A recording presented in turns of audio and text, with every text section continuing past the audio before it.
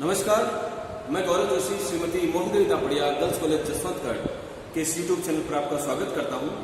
हम पढ़ रहे हैं चैप्टर नंबर 7 सीमांत लागत निर्णय के उपकरण के रूप में, और इस चैप्टर का 22 नंबर क्वेश्चन आज सॉल्व करेंगे। एक कंपनी 10,000 इकाइयां 8 रुपए प्रति इकाई क्रय करती है। इस भाग का उत्पादन कारखाने में प्रस्तावित है। कंपनी बाहर से 10,000 इकाइयां क्रय करती है 8 रुपए प्रति इकाई के हिसाब से, और इन 10,000 इकाइयों का उत्पादन कंपनी कारखाने में करना चाहती है। अनुमानित लागत दी गई है। मटेरियल है 2 रुपया पर यूनिट की कॉस्ट आएगी अगर उत्पादन किया जाए। लेबर 1 यूनिट के पीछे 3 घंटे लगेंगे, और लेबर की कॉस्ट है 1.5 रुपया पर आवर, यानी कि 4.5 रुपए लगेंगे पर यूनिट के पीछे labour. Power and other variable expenses है 50 पैसे, यानी 2 रुपए मटेरियल का खर्चा आएगा, पर यूनिट के पीछे लेबर का खर्चा आएगा 4.5 रुपए, और power and other variable expenses आएंगे 50 पैसे के। स्थायी खर्चे प्रत्येक श्रम का 60% है। इस भाग का उत्पादन कारखाने में प्रस्तावित है, यानी कि कंपनी जो है और भी उत्पादन कर रही है अपने कारखाने में, लेकिन एक भाग है 10,000 इकाइयों का जो कंपनी बाहर से क्रय करती है, लेकिन अब कंपनी चाहती है कि 10,000 इकाइयां कारखाने में ही उत्पादित की जाए और अनुमानित लागत दी गई है। इस भाग के उत्पादन के लिए अब जो ये अलग से जो 10,000 इकाइयां उत्पादित की जानी है, इस भाग के उत्पादन के लिए 2 लाख रुपए की एक मशीन लगाई जाएगी, जिसका जीवन काल 10 वर्ष है एवं उत्पादन क्षमता 15,000 इकाइयां है।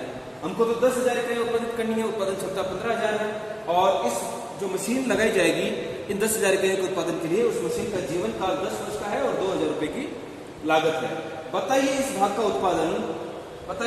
का उत्पादन किया जाए या बाहर से क्रय किया जाए। इस तरह के क्वेश्चन को बोलते हैं मेक और बाय का डिसीजन करना।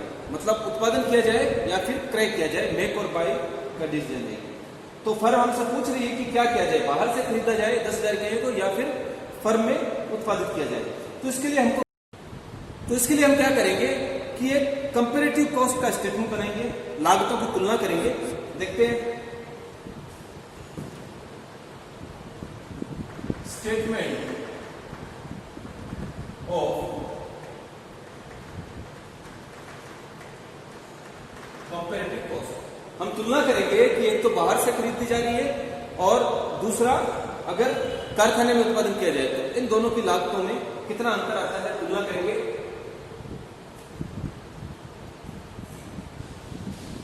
मेक 10,000 यूनिट्स, ये बाय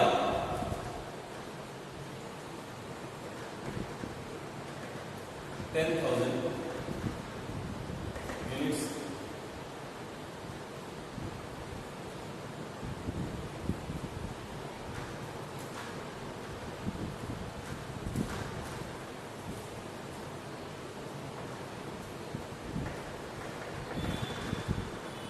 पर्टिकुलर्स। तो अगर बाय किया जाए तो परचेजिंग कॉस्ट क्या आती है? Purchasing cost at the rate 8 rupees per unit आती है अगर बाय किया जाए।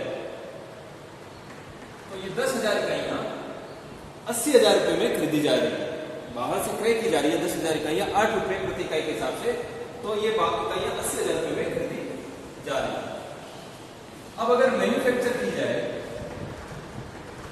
तो मटेरियल कॉस्ट आएगी at the rate 2 rupees per unit. 10,000 इकाइयों के लिए सामग्री का खर्चा होगा 20,000 रुपए का। 10,000 इकाई बनाई जाएगी, 2 रुपए सामग्री लगती है एक इकाई के पीछे, तो 20,000 का खर्चा होगा। Labour cost at the rate 4.50 पैसा पर यूनिट। एक इकाई के पीछे 4.5 रुपए मजदूरी चुकानी पड़ती है, तो 10,000 इकाइयों के लिए 45,000 रुपए की मजदूरी चुकाई जाएगी। अगर 4.5 रुपए मजदूरी चुकाई जाती है 10,000 रुपए के लिए, तो 10,000 इकाइयों के लिए तो 45,000 रुपए की मजदूरी चुकाई जाएगी।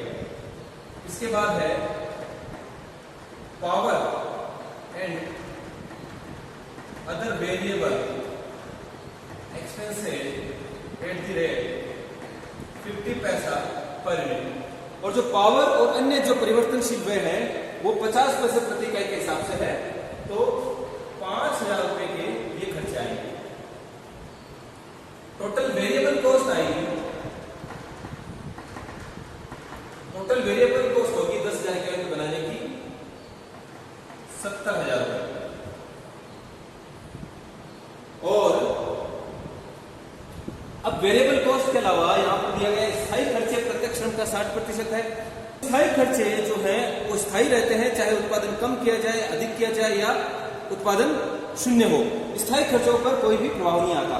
तो जब ये 10,000 इकाइयां कारखाने में उत्पादित की जाएगी अलग से, तो स्थायी खर्चों में कोई परिवर्तन नहीं आएगा। स्थायी खर्चे पहले भी जितने आ रहे थे उतने ही आगे भी आएंगे। तो स्थायी खर्चों का यहाँ पर हमको कुछ नहीं करना है। अब बात यह है कि आगे दिया गया इस भाग के उत्पादन के लिए, अब जो ये 10,000 इकाइयां उत्पादित की जाएंगी, इनके लिए एक 2 लाख रुपए की मशीन खरीदी जाएगी। तो इस मशीन पे जो डेप्रिसिएशन लगेगा प्रतिवर्ष, वो डेप्रिसिएशन हमको यहाँ पर ऐड करना पड़ेगा लागत में, क्योंकि ये जो मशीन है ये केवल इस भाग के उत्पादन के लिए ही जो है विशेष रूप से खरीदी जा रही है। तो डेप्रिसिएशन ऑफ मशीन कितना लगेगा? 2 लाख रुपए की मशीन है और 10 वर्ष इसका जीवन काल है। तो 1 साल के लिए 20,000 रुपए का डेप्रिसिएशन लगेगा। तो टोटल कॉस्ट आ जाएगी, टोटल कॉस्ट होगी 90,000। यहां पर अगर उत्पादन किया जाए तो टोटल कॉस्ट आ रही है 90,000 की, और अगर बाहर से खरीदा जाए तो टोटल कॉस्ट आती है 10,000 की 80,000 की। कॉस्ट पर यूनिट अगर देखें तो 90,000 में 10,000 का अगर भाग लगा दें तो 9 रुपए आ रहा है, और 80,000 में 10,000 का भाग लगा दें तो आ रहा है 8। यानी कि अगर इन इकाइयों को कारखाने में उत्पादित किया जाए तो 9 रुपए प्रति इकाई लागत आएगी, जबकि बाहर से जो है 8 रुपए में खरीदी जा रही है। इसलिए हमको इन इकाइयों को बाहर से ही क्रय किया जाना चाहिए, बाहर से क्रय किया जाना ही बेहतर होगा। इसी चैप्टर का एक क्वेश्चन और सोल्व करके देखते हैं। क्वेश्चन नंबर है 25। क्वेश्चन है, लेखों से निम्न सूचनाएं एकत्रित की गई। किसी कंपनी में 3 विभाग हैं, ए, बी और सी, और इनके संबंध में सूचनाएं एकत्रित की गई है। सेल्स है 80,000, 1,20,000 और 2 लाख रुपए की। वेरिएबल कॉस्ट दी गई है 72,000, 96,000 और 1,20,000 की। फिक्स कॉस्ट दी गई है 12,000, 18,000 और 30,000 की। वेरिएबल कॉस्ट और फिक्स कॉस्ट मिलाकर टोटल कॉस्ट ज्ञात की गई है। तो ए जो डिपार्टमेंट है, इस डिपार्टमेंट की बिक्री है 80,000 की और कुल लागत आती है 84,000 रुपए की, यानी कि 4,000 रुपए का लॉस हो रहा है ए विभाग से। बी विभाग की जो सेल्स है 1,20,000 की और टोटल कॉस्ट आ रही है 1,14,000 की, यानी 6,000 का लाभ हो रहा है बी विभाग से। और सी विभाग में 2 लाख रुपए की सेल्स है और 1,50,000 की टोटल कॉस्ट है, तो प्रॉफिट आ रहा है 50,000 का। सेल्स, टोटल कॉस्ट, प्रॉफिट या लॉस, इस तरह से स्थिति है। तो ये आंकड़े देखने से यह लगता है कि ए विभाग द्वारा हानि कमाई जा रही है, हानि उठाई जा रही है। तो प्रबंधक आपको पूछ रहे हैं कि आपको ए विभाग को बंद करने के संबंध में राय देनी है। मतलब आपकी क्या राय है कि ए विभाग को बंद कर दिया जाना चाहिए या फिर इसको कंटिन्यू करना चाहिए? तो देखते हैं, स्टेटमेंट ऑफ प्रॉफिटेबिलिटी बनाते हैं।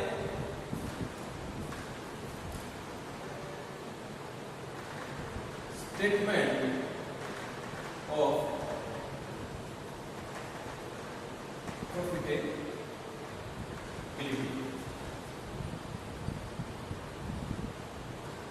If department A is continue, अगर डिपार्टमेंट ए को जारी रखा जाए तो क्या लाभदायक होता है कंपनी को?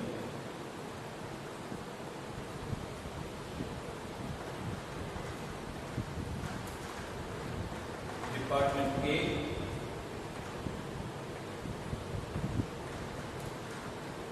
डिपार्टमेंट बी, डिपार्टमेंट सी और एक टोटल का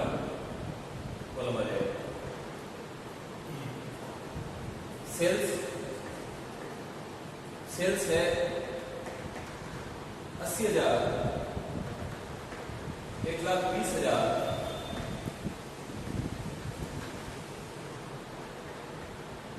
2 लाख, कुल मिलाकर सेल्स है 4 लाख।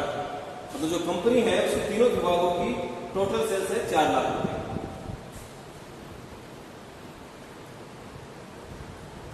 इसको ए से रिप्रेजेंट कर देते हैं। Variable cost 72,000, 96,000, 1,20,000।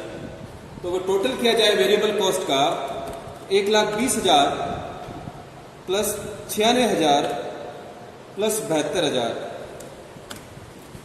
2,88,000 की टोटल वेरिएबल कॉस्ट है।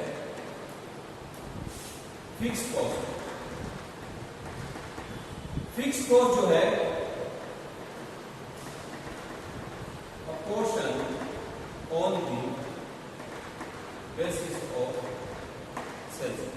जो फिक्स कॉस्ट है कंपनी की, वो फिक्स कॉस्ट को इन विभागों की बिक्री के आधार पर बांटा जा रहा है on the basis of sales. इस फिक्स कॉस्ट को इन विभागों द्वारा की गई बिक्री के आधार पर बांटा गया है, विभाजित किया गया है कंपनी की फिक्स कॉस्ट को। तो फिक्स कॉस्ट है टोटल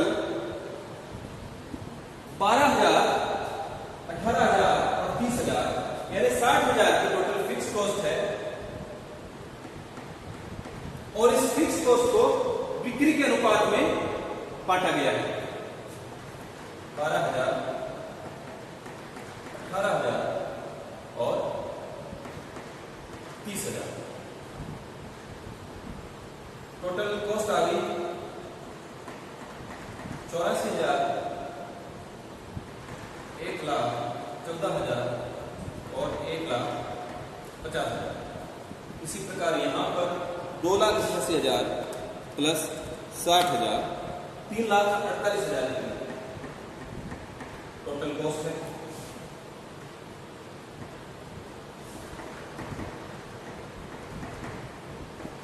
प्रॉफिट या लॉस ज्ञात करना हो, ए में से बी हटा देगा। टोटल सेल्स को बी से रिप्रेजेंट करेंगे। तो यहां 4,000 रुपए का की हानि हो रही है, 80,000 की बिक्री है, 84,000 टोटल कॉस्ट है, 4,000 रुपए की हानि है। यहाँ 6,000 रुपए का लाभ हो रहा है और सी डिपार्टमेंट में 50,000 रुपए का लाभ हो रहा है। कुल मिलाकर 52,000 रुपए का प्रॉफिट हो रहा है।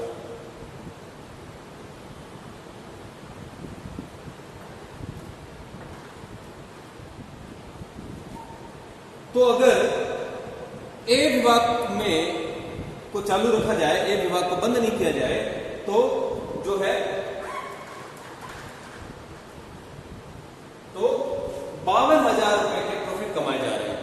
अगर तीनों विभागों को चालू रखा जाए, जिसमें ए विभाग में सम्मिलित है, अगर ए विभाग को बंद नहीं किया जाए, कंटिन्यू रखा जाए, तो जो लाभ है वो 52,000 रुपए के लाभ कमाए जा रहे हैं। अब हम देखते हैं कि अगर ए विभाग को बंद कर दिया जाए तो लाभों में क्या अंतर होगा।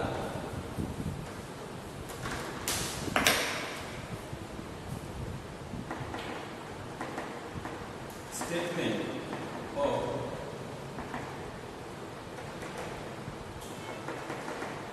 profitability if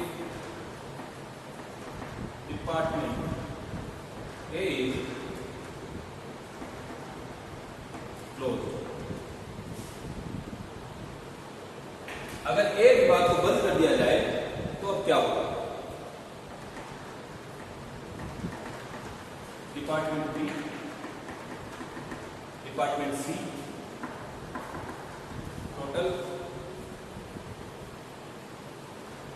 अब केवल 2 विभाग रह जाते हैं, डिपार्टमेंट बी और डिपार्टमेंट सी।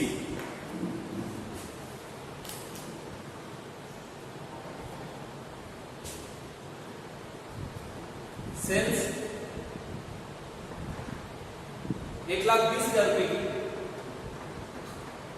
डिपार्टमेंट बी की सेल्स है 1,20,000 की, डिपार्टमेंट सी की सेल्स है 2 लाख रुपए की, टोटल बिक्री है 3,20,000 रुपए की।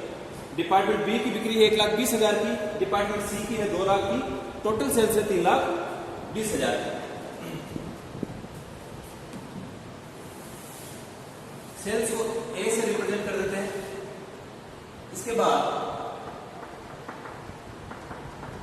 Variable cost, fix cost. Variable cost है बी की है 96,000 और सी की है 1,20,000।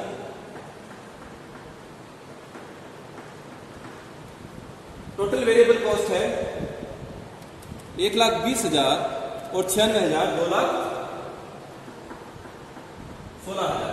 फिक्स कॉस्ट, फिक्स कॉस्ट जो है इन तीनों का टोटल, फिक्स्ड कॉस्ट जो है कारखाने की फिक्स रहती है, स्थायी रहती है, चाहे कोई विभाग में उत्पादन किया जा रहा है या नहीं किया जा रहा, इससे स्थायी व्यय पर कोई फर्क नहीं पड़ता। स्थायी व्यय 60,000 के पहले भी हो रहे थे जब ए विभाग को में जो है बंद नहीं किया गया था, चालू था ए विभाग, और अगर ए विभाग को बंद कर दिया जाए तो भी जो है फिक्स कॉस्ट 60,000 रुपए की ही रहेंगे। तो फिक्स कॉस्ट स्थायी व्यय 60,000 रुपए के है और इन स्थायी व्ययों को हमने बिक्री के आधार पर बांटा है, विभागों की बिक्री के आधार पर इन स्थायी व्ययों को बांटना है। तो 60,000 को इस अनुपात में बांटना है, 1,20,000 और 2 लाख की बिक्री के अनुपात में बांटना है। अगर इनका अनुपात ज्ञात किया जाए तो यह आएगा 3:5। तो 3:5 का रेशो बनता है बिक्री का। तो 60,000 को 3 और 5 के अनुपात में बांटना है। तो 22,500 का फिक्स कॉस्ट होगी डिपार्टमेंट बी की, और डिपार्टमेंट सी की कॉस्ट होगी 37,500। टोटल कॉस्ट देखते हैं 2,76,000 रुपए, 96,000 प्लस 22,500 1,18,500। टोटल कॉस्ट है डिपार्टमेंट बी की और डिपार्टमेंट सी की है 1,57,500।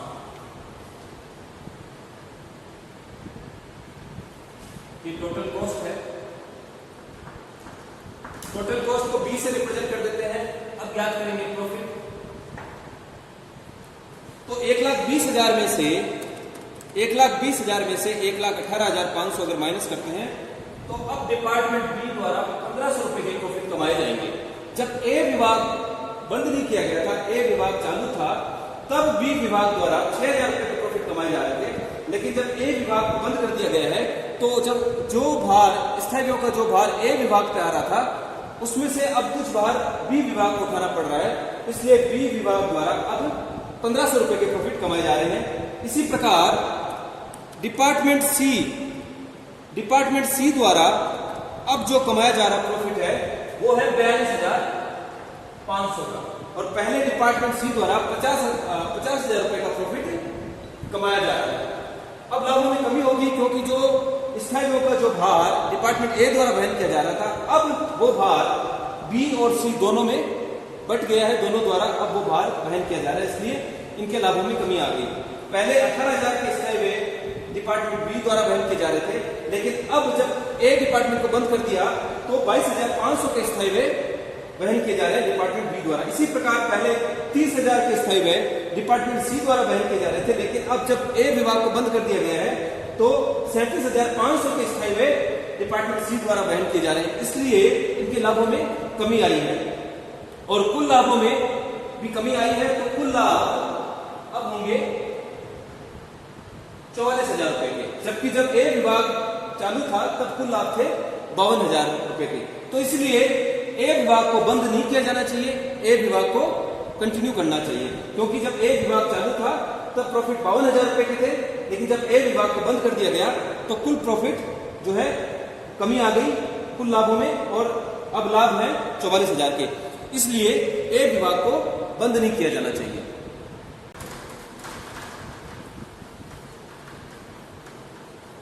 अब इसी क्वेश्चन में एक पॉइंट और पूछा गया है कि अगर स्थायी लागत प्रत्येक विभाग के लिए पृथक पृथक दी गई हो तो फिर जो है लाभ क्या होंगे, प्रत्येक विभाग द्वारा क्या लाभ कमाया जाएगा। तो यदि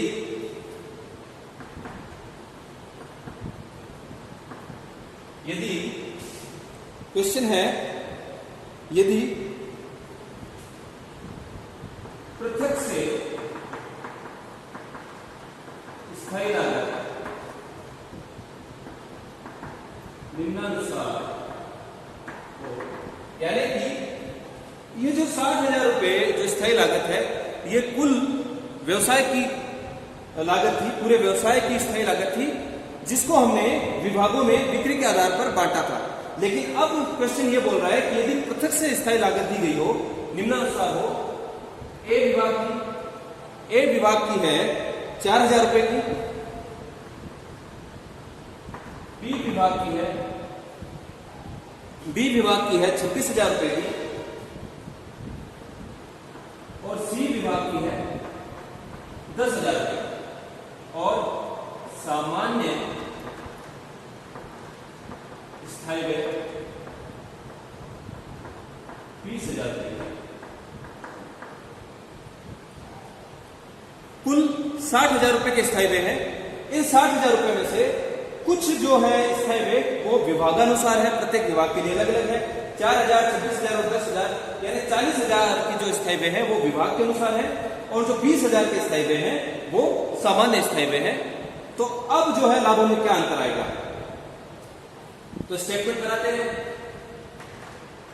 बी क्वेश्चन के लिए, बी नंबर पॉइंट के लिए स्टेटमेंट ऑफ प्रॉफिटेबिलिटी,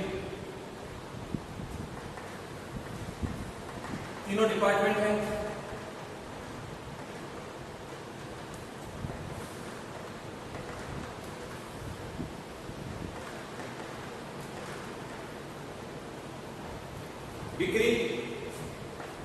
बिक्री में कोई परिवर्तन नहीं है, केवल स्थायी व्यय में परिवर्तन आया है। बिक्री है 80,000 की, 1,20,000 की और 2 लाख रुपए की। कुल बिक्री है 4 लाख रुपए की।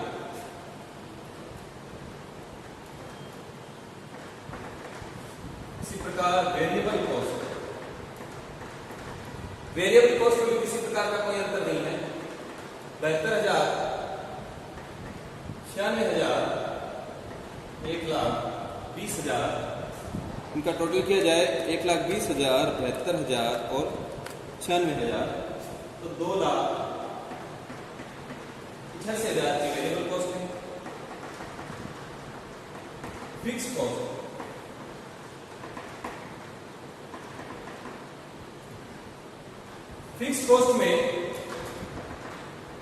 कॉस्ट को 2 भागों में बांटा गया है। एक तो पृथक से ज्ञात है प्रत्येक विभाग की, मतलब स्पेसिफिक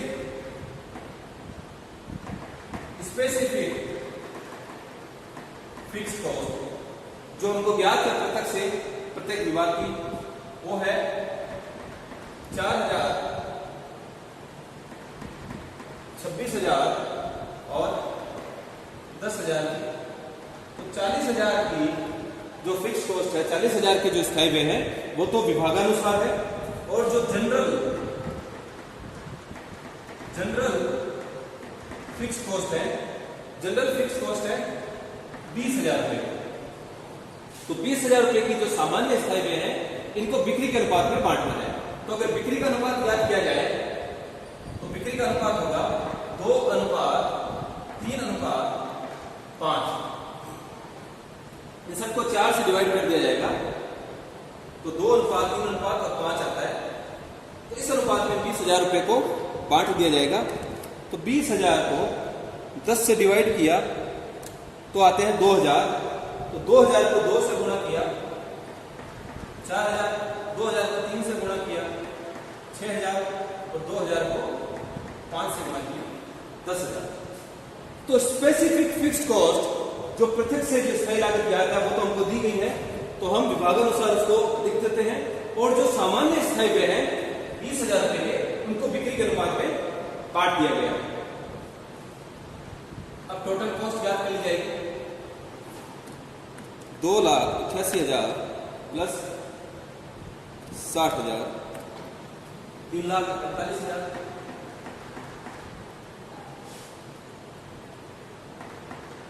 80,000,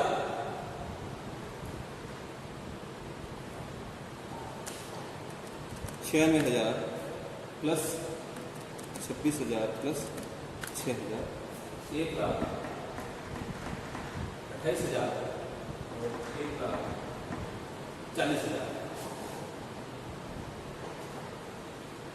तो ये टोटल कॉस्ट है।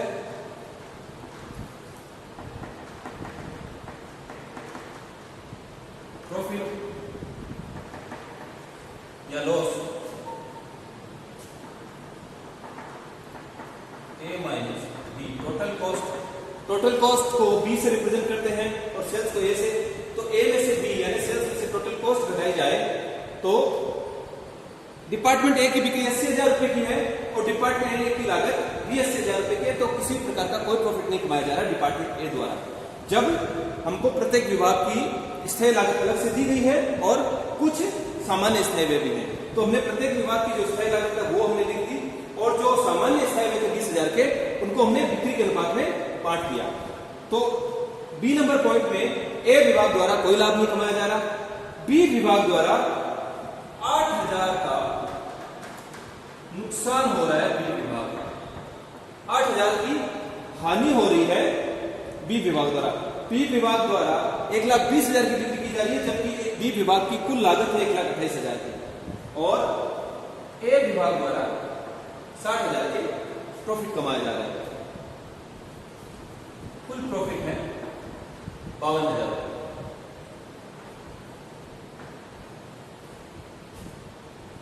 तो क्या हो रहा है कि जब अगर प्रत्यक्ष स्थायी लागत दी गई है प्रत्येक विभाग के लिए और कुछ स्थायी व्यय जो सामान्य है, अगर इसके आधार पर हम अगर लाभदायकता का विवरण बनाए यानी स्टेटमेंट ऑफ प्रॉफिटेबिलिटी बनाए प्रत्येक विभाग के लिए, तब हम पाते हैं कि जो डिपार्टमेंट बी है उसके द्वारा हानि उठाई जा रही है 8,000 रुपए। हालांकि व्यवसाय के कुल लाभों पर कोई फर्क नहीं पड़ रहा, लेकिन डिपार्टमेंट बी द्वारा हानि उठाई जा रही है, तो हमको डिपार्टमेंट बी को बंद कर देना चाहिए। बी पॉइंट के अनुसार डिपार्टमेंट बी को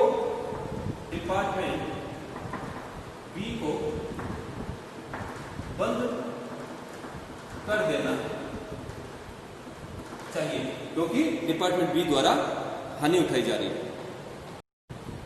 तो आज के लिए इतना ही। इस वीडियो को लाइक कीजिए, शेयर कीजिए, हमारे YouTube चैनल को सब्सक्राइब कीजिए। धन्यवाद।